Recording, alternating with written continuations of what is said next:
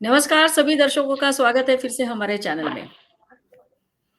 आज पूरी चर्चा का विषय जो है वो थोड़ा-सा अलग है।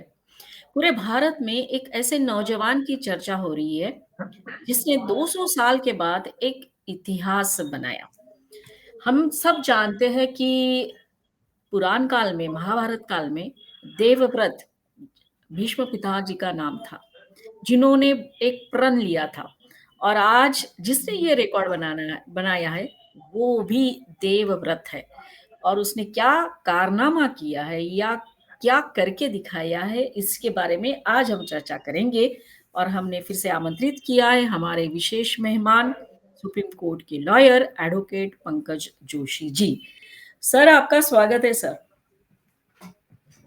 जी, मैडम नमस्कार आपको और आपके सभी व्यूअर्स के लिए भी नमस्कार। यस। सर, देवव्रत रेखे 200 साल के बाद इस 19 इयर्स ओल्ड देवव्रत महेश रेखे ने एक रिकॉर्ड बनाया। तो सर ये जो है जिसको हमारे वेद या वेद पौराणिक भाषा में दंडकर्म पारायण कहा जाता है। तो सर ये एक्चुअली होता क्या है? जी देखिए सबसे पहले तो मैं शुभकामनाएँ देना चाहूँगा कि अ, जो हमारे देवव्रत जो दंडकर्म विक्रमादित्य की उपाधि जिन्हें मिली है इस समय हम्म। वेद मूर्ति देवव्रत महेश रेखे जी को और यस। कि उन्होंने इतना ये जो कठिन जो पारायण है इसको पूर्ण किया और इस समय जो है एक इस वैदिक विद्वता की जो अ, उसमें काशी जैसी एक जहाँ पर सभी प्रमुख गणमान्य लोगों के आगे काशी के विद्वानों के आगे उन्होंने इस पारायण को पूर्ण किया और उसके लिए सभी ने उनकी सराहना की और उसके बाद उन्हें ये जो है उपाधि मिली तो उनको हमारी तरफ से और सभी देशवासियों की तरफ से बहुत-बहुत शुभकामनाएँ। Yes sir. जहाँ तक मीडिया में आने का जो सवाल है तो वो जब मंगलवार को जब माननीय प्रधानमंत्री जी मोदी जी ने और उनके बारे में जैसे ही अपने सोशल मीडिया एक्स पर जैसे ही पोस्ट किया उनके बारे में कि काशी के वल्लभ राम शालिग्राम सांगवेद विद्यालय में पढ़ रहे और वेद मूर्ति देवव्रत महेश रेखे जी के बारे में जैसे ही उन्होंने चर्चा की और 2 तस्वीरें पोस्ट की और उसके बाद उन्होंने सराहना करते हुए लिखा और माननीय मुख्यमंत्री योगी आदित्यनाथ जी ने भी उनका वाराणसी में सम्मान किया। जब ये इस तरह की चर्चा जैसे ही मीडिया में आई तो उसके बाद से वो एकदम सुर्खियों में वो आए। तो तो ये जो है उसके बाद सभी की जिज्ञासा जिस तरह से सभी देशवासियों के मन में है कि ऐसे ये कौन है? तो उसके बाद हम सभी ने भी उनके बारे में जानने की कोशिश की। तो हमारे जो वेद मूर्ति जी हैं तो उन सभी को हम नमन करते हुए, प्रणाम करते हुए यही उनके उज्ज्वल भविष्य की कामना करते हुए यही है कि इस तरह के जो योग्य और श्रेष्ठ वेद पाठी ब्राह्मण जो हैं हमारे देश में इस तरह से आगे बढ़ते रहें और सरकार के माध्यम से उन्हें सम्मान मिलता रहे। यही एक श्रेष्ठ भारत में एक परिकल्पना की जा सकती है। Yes sir. सर एक्चुअली ये दंडक्रम ये जो है ये वैदिक पाठ होता है जिसको मुश्किल माना जाता है। तो इसमें सर क्या होता है? इसके फीचर्स क्या होते हैं? मतलब इसमें क्या कराया जाता है?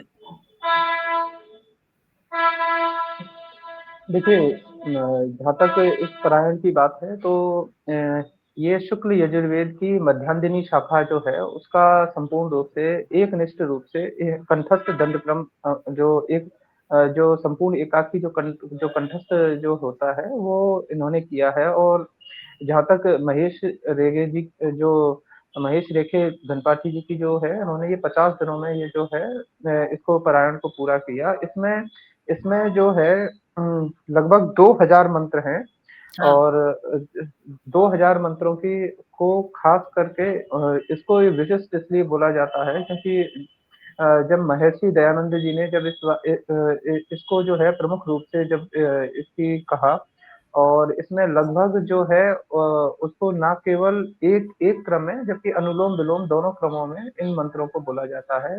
तो हुँ। जिससे कि जो मेंटल एबिलिटी की जहाँ तक जो अभ्यास की बात होती है यस। क्योंकि क्योंकि एक एक बार में जब लगभग आप 50 लाख से लेके 1 करोड़ तक जब आप वैदिक शब्दों का उच्चारण करते हैं, तो उसमें मेंटल एबिलिटी आपकी जो है वो जाँची जाती है कि आप कितना शब्दों को कंठस्थ याद रख सकते हैं।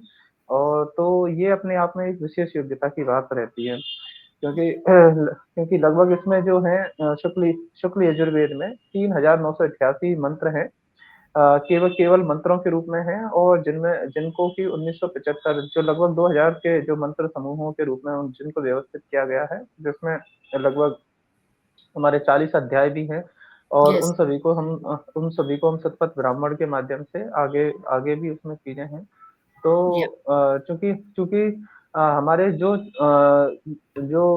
वेदों में जो चारों वेद जो हैं, चाहे ऋग्वेद हो, सामवेद हो, यजुर्वेद हो, अथर्ववेद हो, चारों चारों वेदों की जो है वो हमारे ऋषि-मुनियों ने वो एक साइंटिफिक वे में की है। उन सभी में हमारे जीवन चर्चा पे चर्चा की गई है कि किस तरह से उसको जो है साइंटिफिक वे में उसका अध्ययन करना चाहिए। वो केवल केवल लेकिन मॉडर्न काल में एक संस्कृत को अंग्रेज़ों के माध्यम से पिछड़ेपन का आधार बताते हुए जिस तरह से साइडलाइन किया गया और पिछली कई सरकारों के द्वारा भी संस्कृत को जिस तरह से एक एंशिएंट लैंग्वेज बता के जिस तरह से पिछड़ा बताया गया, तो ये इन इन सारी चीज़ों के कारण जो है वो कहीं न कहीं वो जो है एकदम मीडिया की मेन सुर्खियों में नहीं आ पाता है। लेकिन प्रधानमंत्री मोदी जी ने जिस तरह से इसके बारे में जैसे ही पोस्ट किया है, तो उसके बाद से निश्चित रूप से ये नेशनल मीडिया में एक तरह से जगह बनाई। और यस, जहाँ तक इस कार्यक्रम की ही बात है, तो ये काशी के जो अ जो नमो घाट है, उसका ये कार्यक्रम जो हो रहा है, काशी तमिल संगमम का, ये भी अपने आप में एक विशेष चर्चा की बात है क्योंकि माननीय प्रधानमंत्री जी के द्वारा ही इस चीज़ की रूपरेखा तैयार की गई और काशी तमिल संगमम यानी कि भारत में जिस तरह से जो तमिल अ, यानी कि साउथ से लेके और नॉर्थ इंडिया तक जिस तरह से भारतवासियों की जो आत्मा, चेतना और जो एक लिटरेचर और उनका जो भी स्पिरिचुअल वे है, वो सभी का एक है और उसमें कहीं अपने आप को एक रीजनल आइडेंटिटी के रूप में ना वो केवल सीमित रह जाएँ। इस बारे में 2022 में सबसे पहले इसकी काशी तमिल संगमम की जो है शुरुआत की गई। तो अभी जो है ये 25 में काशी तमिल संगमम 4.0 चल रहा है हुँ, और तो जिसके अंदर ही इस ये जो है इस कार्यक्रम की ये रखा गया था तो जिसमें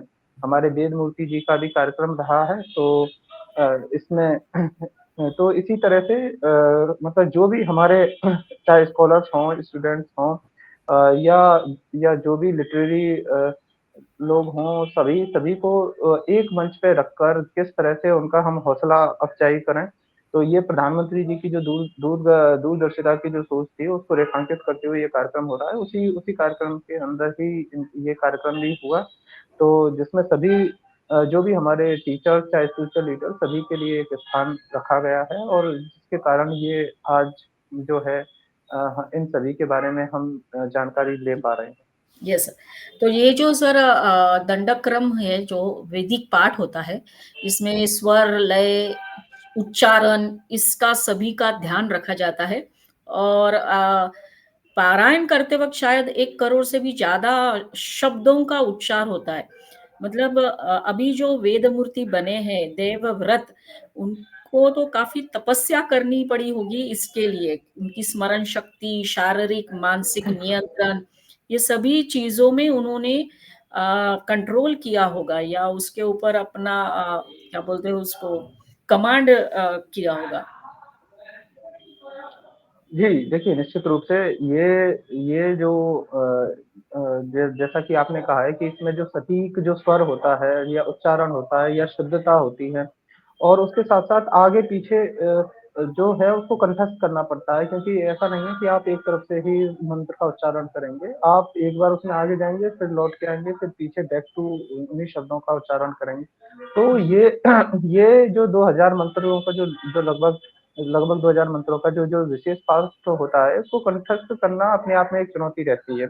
यस, और जितने भी जो वेद पाठ हैं, उनमें 8 प्रकार जितने भी हैं, उनमें सबसे अधिक कठिन इसी को माना जाता है। तो और इस और जैसे कि इसमें जो था, इस तरह का जो पारायण है जो है, लगभग इससे पहले लगभग 200 साल पहले ही, जो लगभग 200 साल पहले नासिक में एक वेद मूर्ति नारायण शास्त्री देव जो थे, यस, उन्होंने इस दंडक्रम का पारायण किया था।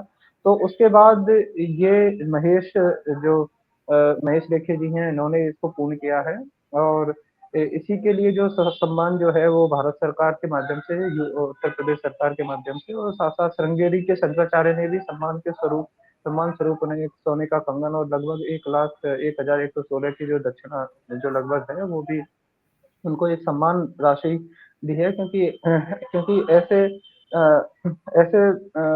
जो विद्वान लोग हैं, उन्हीं के माध्यम से ही जो हमारी देश की जो सभ्यता है वही बची हुई है। क्योंकि पिछले लगभग जैसा हम देख रहे हैं कि जितने भी शाखाएं हैं, उन शाखाओं को बाद में धीरे धीरे करके बीच में भुला दिया गया। तो जिसके कारण कई विलुप्त हो गई। और अभी यजुर्वेद की जो 101 शाखाएं हैं लगभग, उनमें से इस तरह से इस शाखा को इन्होंने कंठस्थ किया है, तो ये अपने आप में एक विशेष गौरव की बात है। Yes sir.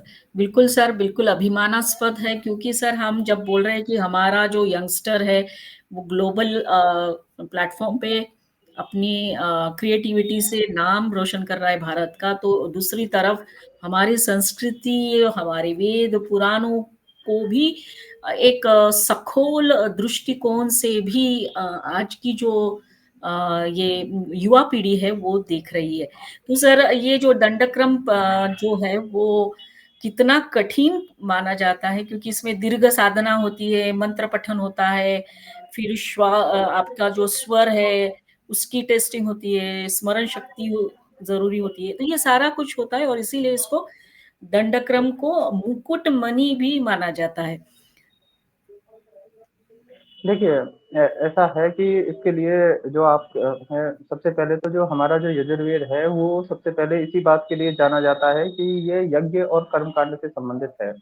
हमारी हमारी चारों उनमें सबसे पहले यजुर्वेद को करें। और यजुर्वेद में भी ये जो दोनों हैं, शुक्ल यजुर्वेद हो और कृष्ण यजुर्वेद, दोनों दोनों शाखाओं में है। तो खास करके जो शुक्ल शुक्ल यजुर्वेद है, वो मंत्र के रूप में मिलता है। तो मंत्र भाग जो रहता है, वो शुद्ध भाग रहता है। और और जहाँ तक कृष्ण यजुर्वेद है, तो वो इसमें ना केवल उसमें विनियोग रहता है, बल्कि उसमें ना उसके साथ उसके मंत्र समूहों में भी व्यवस्थाएं रहती हैं। तो इसके कारण उसको मिश्रित बोला जाता है। तो इस कारण जब जब हम केवल शुक्ल यजुर्वेद जो है, उसी को जब हम उच्चारण करते हैं, तो उसका मतलब ये, जहाँ तक अ, क्योंकि कई लोग जो हैं, जो जो बेवजह विरोध का भाव रखते हैं, वैर का भाव रखते हैं, हाँ, उनके लिए निश्चित रूप से ये क्योंकि कहना उचित रहेगा। क्योंकि जब आधुनिक काल में भी जब महर्षि दयानंद ने जो मूल वेद है, जो शुक्ल यजुर्वेद की जो मध्यान्ह शाखा है, उसका महर्षि ने जब भाष्य लिखा था, तो उसमें भी उन्होंने केवल उसको इस बात पे जोर नहीं दिया था कि आप इसके बाद केवल शब्दों के उच्चारण या वहीं तक सीमित रहेंगे। उसके बाद उन्होंने इस बात को भी साबित किया था कि ये सारी चीजें वैज्ञानिक वैज्ञानिक हैं। यस, क्योंकि अगर क्योंकि जो भी इस बात में उन्होंने लिखा था कि यजुर्वेद का जो भी भाग है, वो अपने भाष्य में लिखते हुए कहते हैं कि हम सभी जो पदार्थ जो हैं, जो हमारे चारों तरफ जो है, वो जो जो भी पदार्थ हमें मिलते हैं, उन सभी का हम किस तरह से अधिक रूप में और उसका सदुपयोग करते हुए उनका अपना उपयोग करें। क्योंकि जब तक जो हमारा ज्ञान है वो क्रियानिष्ठ नहीं होगा, अर्थात जब तक हम उसको प्रैक्टिकल वे में उसको अप्लाई नहीं कर पाएंगे, तब तक उस ज्ञान की कोई अहमियत नहीं है। या अगर हम कोई इंग्लिश में पोइम सीख लें, या कोई अरबी में कोई दोहे सीख लें, या कोई गजल सीख लें, उनका तब तक कोई उपयोग नहीं है, जब तक हम उसका उपयोग दूसरों के लिए सदुपयोग के रूप में नहीं कह सकते हैं। क्योंकि ऋग्वेद में सबसे पहले सभी पदार्थों की व्याख्या की गई है कि कौन-कौन से किस-किस तरह से पदार्थ हैं। और यजुर्वेद में उसी प्रकार से ये उपदेश दिया गया है कि उन पदार्थों को किस प्रकार से सम्मान देते हुए, उनका हम सदुपयोग करते हुए किस तरह से उन्हें ग्रहण करें। उसका मतलब ये नहीं है कि हम क एक भौतिक पतन के रूप में जाएँ या हम उसमें अपने आध्यात्मिकता को ना लेके जाएँ, तो जो भी प्रकृति में जो भी पदार्थ दिए गए हैं, किस तरह से हम उनका सदुपयोग करें, किस तरह से जीवों के कल्याण में करें। क्योंकि हमारे जितने भी वेद हैं, वो उसमें निश्चित ही धर्म और पुरुषार्थ इन दोनों के मेल के लिए सिखाते हैं हमें कि ना केवल ये कि उसमें कहीं किसी के लिए संघर्ष हो या किस तरह से, क्योंकि जो भी हमारे वेद हैं, वो विज्ञान की बात करते हैं।